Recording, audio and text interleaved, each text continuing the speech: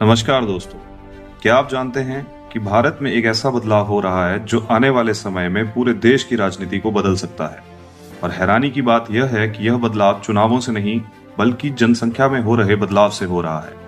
2023 की UN population report के अनुसार भारत दुनिया का सबसे ज्यादा आबादी वाला देश बन चुका है, जहां लगभग 1.43 बिलियन लोग रहते हैं।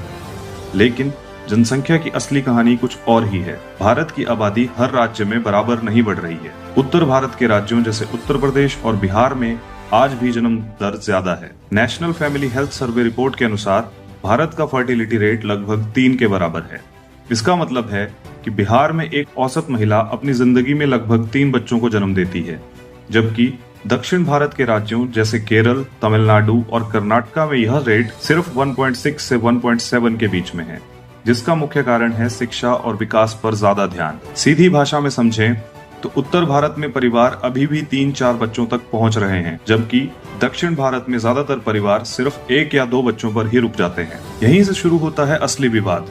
जबकि उत्तर भारत में आबादी अभी भी तेजी से बढ़ रही है, मतलब दक्षिण भारत में आबादी धीरे धीरे स्थिर या कम होने की तरफ जा रही है।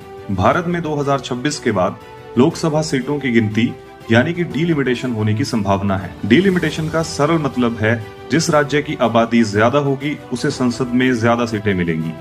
अगर ऐसा हुआ तो उत्तर प्रदेश और बिहार जैसे राज्यों की सीटें बढ़ सकती हैं, जबकि तमिलनाडु और केरल जैसे राज्यों का प्रभाव कम हो सकता है।